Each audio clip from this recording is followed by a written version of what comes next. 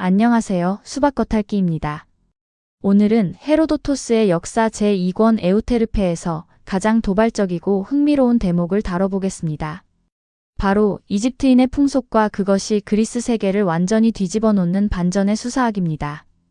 헤로도토스는 고대 그리스의 위대한 역사가입니다. 그는 역사 제2권에서 페르시아 제국의 캄비세스가 이집트를 침공하는 역사적 사건을 본격적으로 다루기에 앞서 이집트라는 공간이 지닌 압도적인 이질성과 경이로움을 독자에게 먼저 각인시키고자 했습니다. 그래서 그가 선택한 방법이 바로 방대한 에스노그라피, 즉 민족지의 집필이었습니다. 이 텍스트는 푸산메티코스 왕이 프리기아인과 이집트인 중 누가 더 오래된 민족인지를 가리기 위해 언어 격리 실험 이른바 베코스 일화를 감행한 이야기로 시작하여 이집트 문명의 깊은 기원을 탐구합니다. 무엇보다 제2권 35장부터 37장에 걸쳐 전개되는 이집트인의 일상 풍속에 대한 묘사는 고대 비교 문화론의 정수를 보여줍니다. 헤로도토스는 이집트의 기후가 다른 어떤 곳과도 다르고 나일강이 여타 강들과 다르듯이 이집트인은 거의 모든 면에서 다른 인류와 반대로 행동한다는 도발적인 선언을 통해 이집트 문화를 규정합니다. 본격적인 풍속 비교에 들어가기 전에 당대 지중해 세계의 지정학적 맥락을 잠깐 짚어보겠습니다.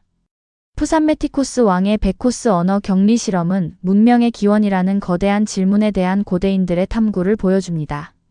아이 2명을 양치기에게 맡겨 어떤 언어도 들려주지 않고 키운 뒤 아이들이 처음 내뱉은 말. 베코스가 프리기아어로 빵이라는 사실이 밝혀지면서 이집트인들은 자신들이 세계에서 가장 오래된 민족이라는 기존 믿음을 내려놓아야 했습니다. 당대 지중해 세계의 중심이었던 헬라스, 그리고 그보다 훨씬 오래된 문명인 이집트. 이 두 문명 사이의 공간적 대조는 단순한 지리적 거리를 넘어 기후와 환경의 차이가 문화적 이질성을 낳는다는 고대 그리스 특유의 인식론적 구조를 형성하고 있었습니다. 자, 이제 본격적으로 헤로도토스가 관찰한 이집트와 그리스의 일상적 관습 대비 구조를 살펴보겠습니다. 헤로도토스가 나열한 이집트의 관습은 인간 생활의 가장 미시적인 신체적 동작에서부터 거시적인 법적, 종교적 규범에 이르기까지 광범위하게 걸쳐 있습니다. 그는 당대 그리스인 독자들에게 당연한 자연의 이치, 즉 피시스로 여겨지던 일상적 규범들이 이집트에서는 철저히 뒤집혀 있음을 보여줌으로써 문화적 관습 즉 노모스의 상대성을 부각합니다. 먼저 시장과 가사 노동의 분담부터 보겠습니다.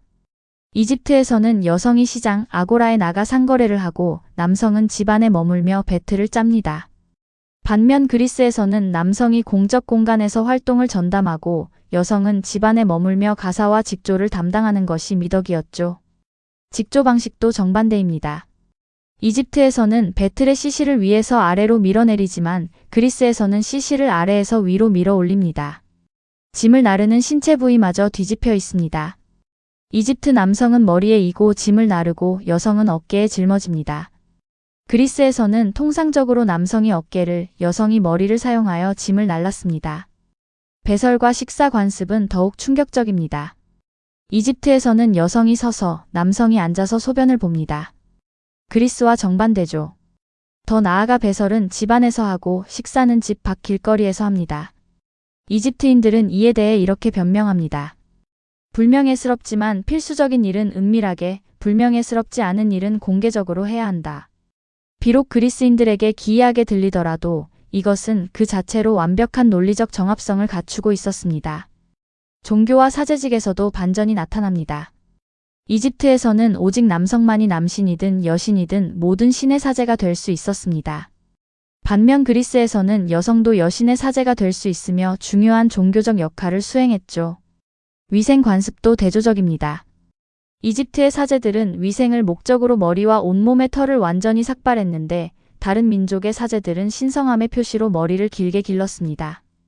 또한 이집트 남성은 위생을 목적으로 할례를 시행했지만 그리스인들은 할례를 하지 않으며 자연 상태의 신체를 유지했습니다. 부모 부양 의무에서는 가장 극적인 사회적 대조가 나타납니다.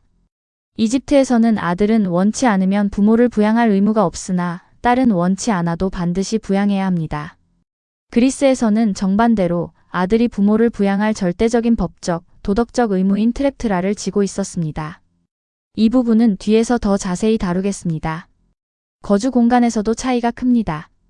이집트에서는 인간이 가축 등 동물과 함께 집안에서 거주했지만 그리스에서는 인간의 거주 공간과 동물의 공간이 철저히 분리되어 있었습니다. 복식 구조도 반전됩니다. 이집트 남성은 두 벌의 옷을 입고 여성은 단 한 벌만 입었습니다. 그리스에서는 남녀 복식이 기후와 활동에 따라 키톤이나 히마티온 등으로 다양하게 변주되었죠. 주식과 조리 방식까지도 뒤집혀 있습니다. 이집트인들은 밀과 보리 섭취를 부끄럽게 여기며 스펠트 밀을 주식으로 삼았고 밀가루 반죽은 발로, 진흙과 똥은 손으로 만졌습니다. 그리스에서는 당연히 반죽은 손으로, 진흙은 발로 밟아 다뤘습니다. 애도 관습도 마찬가지입니다. 이집트인들은 평소에 머리와 수염을 깎지만 가까운 친척의 상을 당하면 애도의 표시로 털을 기릅니다. 그리스에서는 평소에 수염을 기르다가 상을 당하면 머리를 자르는 것이 관례였습니다. 기술적 영역에서도 반전은 계속됩니다. 선박 조작에서 이집트인들은 돛줄을 배의 안쪽, 즉 인보드에 메어 두었지만 그리스에서는 돛줄을 배의 바깥쪽 테두리인 아웃보드에 메었습니다. 문자 표기 방향 역시 정반대입니다. 이집트인들은 오른쪽에서 왼쪽으로 글씨를 썼으며 자신들의 방식이 옳은 손잡이적, 즉 더 옳은 방식이라고 주장했습니다. 그리스인들은 왼쪽에서 오른쪽으로 글씨를 썼죠. 의학 분야에서 가장 극적인 대비가 나타납니다. 이집트에서는 각 의사가 안과, 치과, 복부 등 단 하나의 질병만을 치료하는 극단적 전문화를 보였습니다. 반면 그리스는 히포크라테스적 전통에 따른 일반의 중심의 포괄적 의학 관행을 가지고 있었습니다. 이러한 세밀한 목록화는 헤로도토스의 탁월한 관찰력, 즉 옵시스를 증명하는 동시에 이집트 문화를 철저하게 거울상으로 재구성하려는 문학적, 구조적 의도를 명백히 드러냅니다.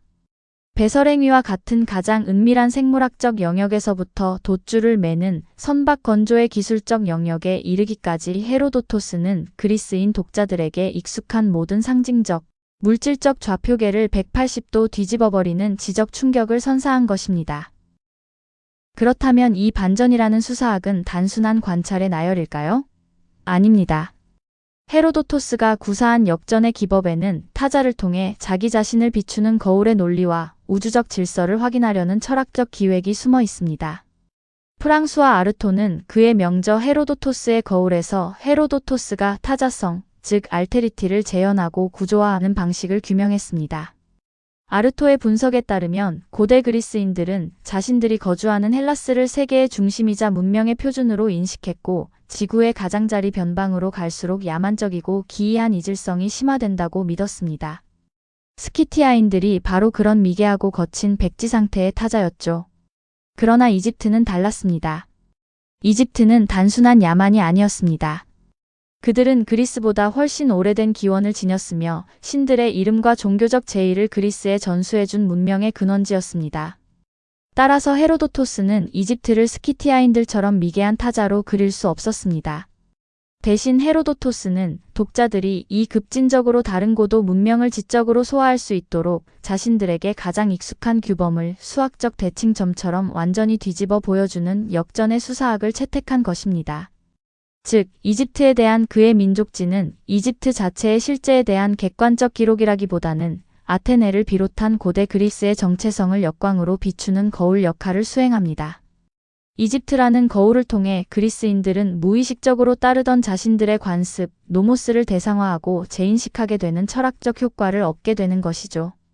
이러한 반전의 논리는 근거가 없는 것이 아닙니다. 헤로도토스는 기후와 질이라는 생태적 조건에 기인한다는 이성적 설명으로 반전을 뒷받침합니다. 그는 이집트의 기후가 특이하고 나일강이 다른 강들과 다르게 행동하기 때문에 이집트인들의 관습도 반대라고 설명합니다.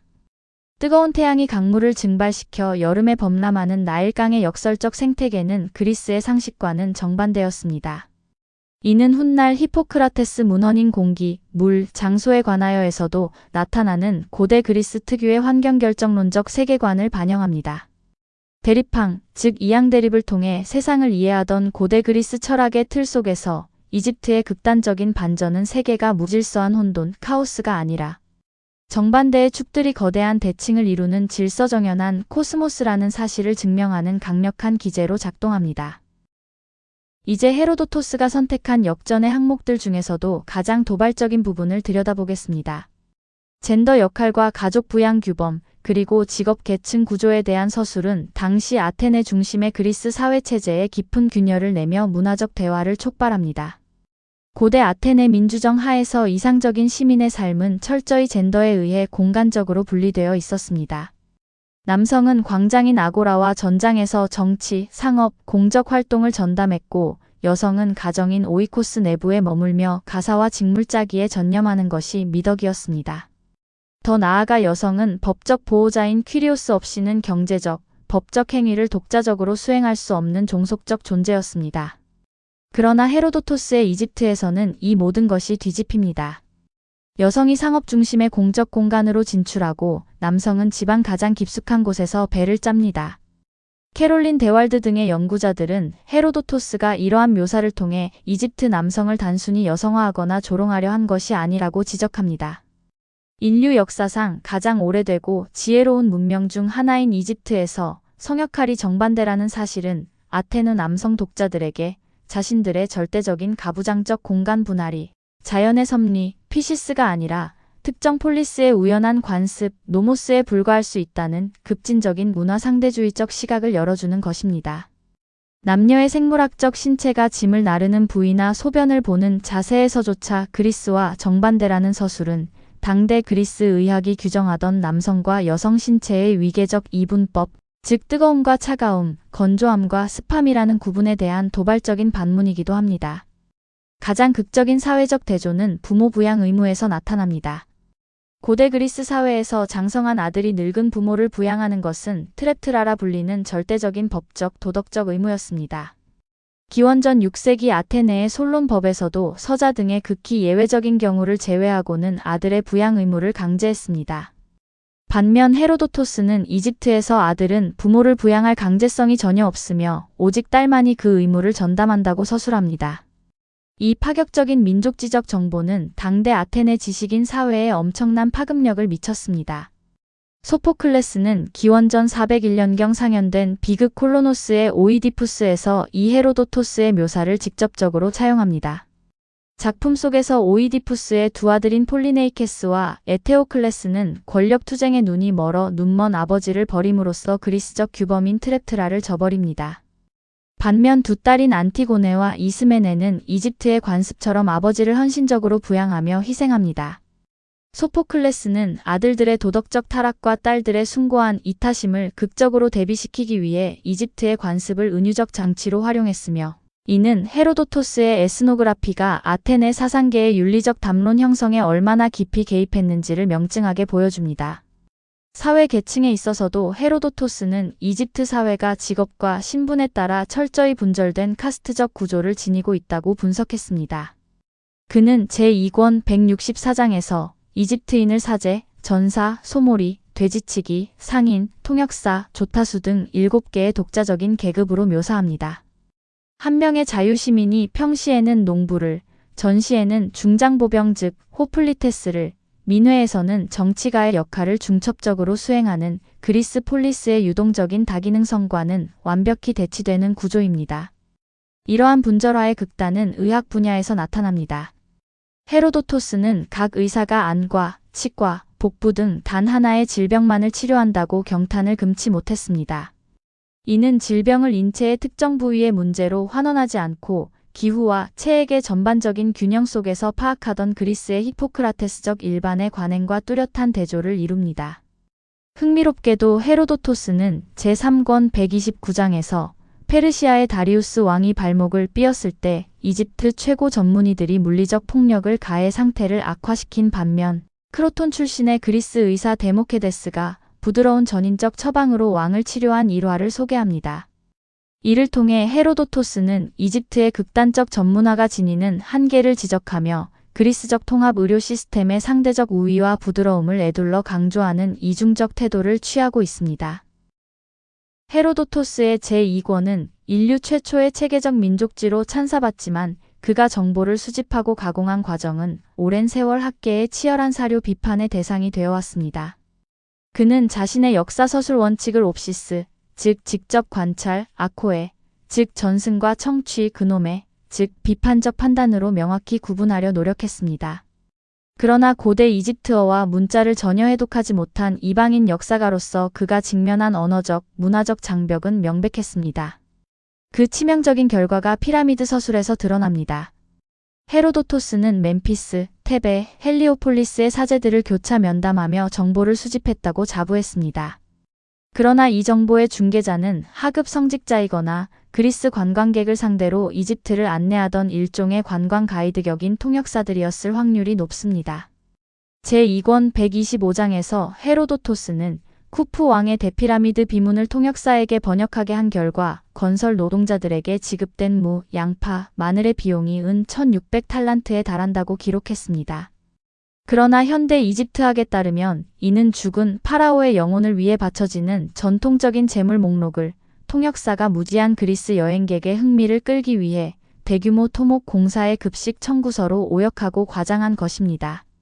또한 쿠프 왕이 피라미드 건설 자금을 마련하기 위해 자신의 딸을 매춘부로 전락시켰다는 충격적인 일화 역시 전제 군주에 대한 그리스 특유의 폭군 혐오 프레임이 현지의 악의적인 민담과 얽혀 증폭된 문학적 허구에 가깝습니다. 그럼에도 불구하고 헤로도토스의 많은 에스노그라피적 묘사는 현대 고고학과 파피루스 해독을 통해 그 놀라운 정확성을 입증받고 있습니다. 여성이 시장에서 거래를 하고 권리를 행사한다는 헤로도토스의 충격적인 묘사는 현대 이집트 법제사 연구를 통해 강력히 뒷받침됩니다.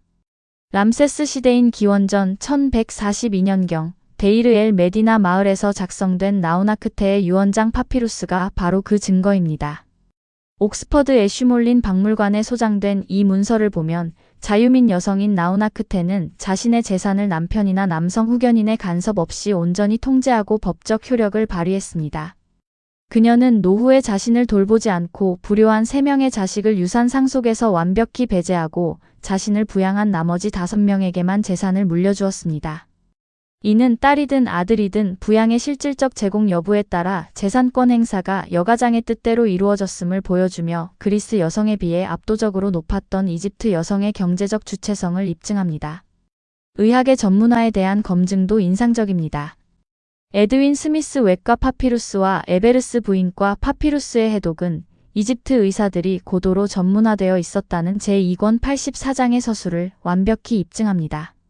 실제 이집트 이접트 무덤 비문에서는 액체의 해석자, 즉 가스 진단 전문의나 학문의 목자, 즉 대장학문과 전문의, 안과 전문의 등 세분화된 의료 직함들이 무수히 발견되었습니다.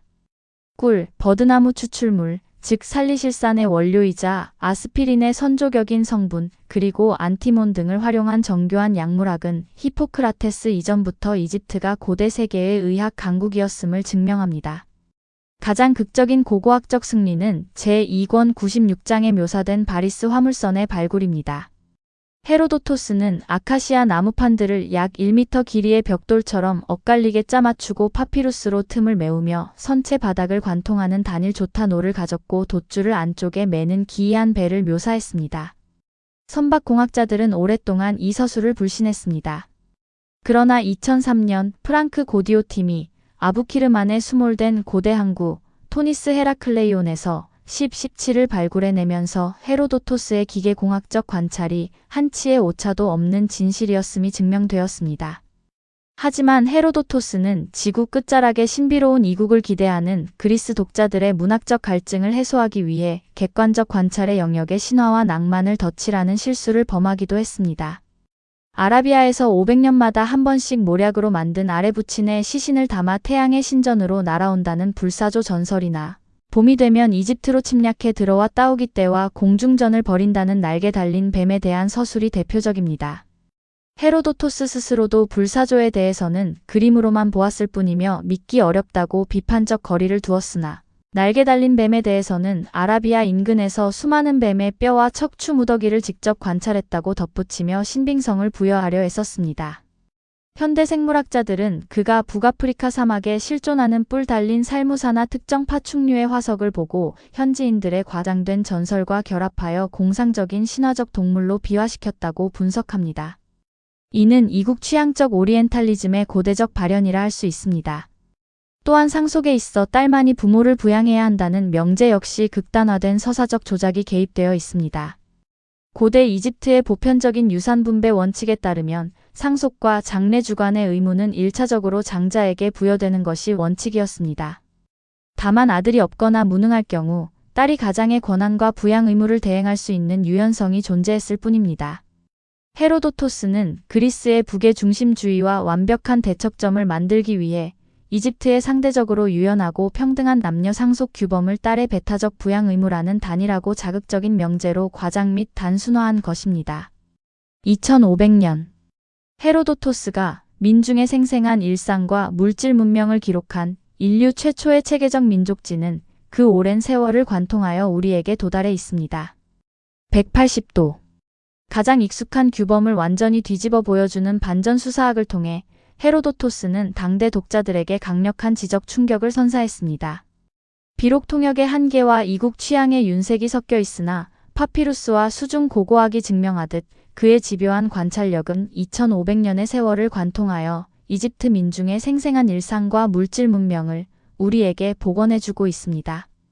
헤로도토스의 거울에 비친 이집트는 단순한 타자를 넘어 서구 문명이 문명과 야만, 관습과 자연의 경계를 사유하게 만든 영원한 비교문화론적 화두입니다.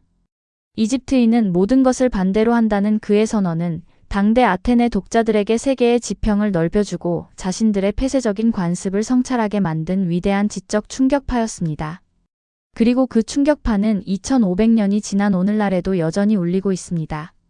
오늘은 헤로도토스 역사 제2권 에우테르페에 나타난 이집트인의 풍속과 반전의 수사학을 살펴보았습니다. 시청해주셔서 감사합니다. 수박겉핥기였습니다.